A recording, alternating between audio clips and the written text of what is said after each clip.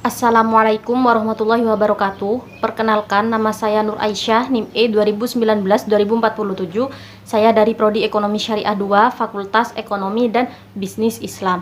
Di sini saya akan menjelaskan sedikit materi tentang tugas dan wewenang Otoritas Jasa Keuangan. Ada 4 poin penting yang akan saya jelaskan. Langsung saja kita ke poin yang pertama, yaitu pengertian OJK.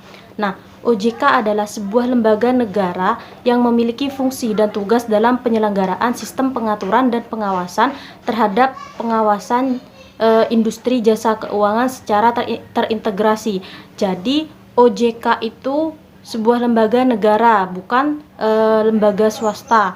Dan OJK tersendiri itu memiliki tugas mengatur dan mengawasi di industri jasa keuangan secara integritas. Seperti itu.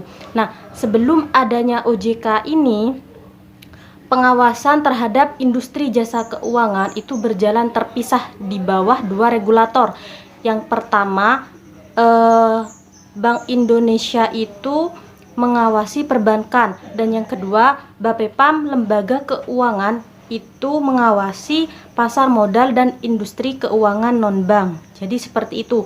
Nah, dalam pengawasan OJK tersendiri itu ada beberapa bagiannya. Diantaranya adalah perbankan, pasar modal, dana pensiun, lembaga pembiayaan, dan beberapa lembaga jasa keuangan lainnya. Poin yang kedua di sini adalah asas-asas Otoritas Jasa Keuangan. Ada 7 asas. Yang pertama itu adalah asas independensi, bahwa OJK itu melaksanakan tugasnya sesuai dengan peraturan dan perundang-undangan yang ada. Yang kedua, asas kepastian hukum. Nah, di asas kepastian hukum ini, OJK bekerja sesuai dengan peraturan yang berlaku dalam pemerintah. Kemudian, OJK itu memberikan jaminan kepada lembaga keuangan. Yang ketiga adalah asas kepentingan umum. Nah, asas ini berpacu kepada kepentingan umum, yakni konsumen. Sehingga dalam menjalankan tugasnya, OJK harus membela dan melindungi kepentingan para konsumennya, seperti itu. Yang keempat adalah asas keterbukaan. Nah, OJK tersendiri itu sudah terbuka. Apa tugas-tugas mereka, publik diberitahu.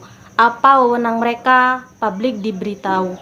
Dan juga kebijakan-kebijakan diberikan secara terbuka. Yang kelima adalah asas profesionalisme. Nah, asas profesionalisme ini adalah orang-orang yang terlibat dalam OJK itu adalah orang-orang yang mempunyai kompetensi yang tinggi sesuai dengan bidangnya masing-masing. Yang keenam adalah asas integritas. Di asas ini, orang-orang yang mempunyai jabatan di OJK adalah orang-orang yang jujur, orang yang taat terhadap peraturan, orang yang paham dengan etika, dan bekerja dengan penuh tanggung jawab. Yang terakhir adalah asas akuntabilitas. Artinya, apa yang mereka lakukan itu terencana dengan baik, kemudian dilaksanakan dengan baik, kemudian terdokumentasi dengan baik, sehingga ketika mereka itu diminta pertanggungjawabannya, mereka sudah mempunyai data yang cukup dan lengkap. Untuk poin yang ketiga di sini adalah tugas OJK. Ada 3 tugas. Yang pertama, mengatur dan mengawasi kegiatan jasa keuangan baik di sektor perbankan maupun non-perbankan. Yang kedua, mengatur dan mengawasi kegiatan jasa keuangan di sektor pasar modal. Yang ketiga, mengatur dan mengawasi aktivitas jasa keuangan di sektor asuransi, dana pensiun, lembaga pembiayaan, dan lembaga keuangan lainnya.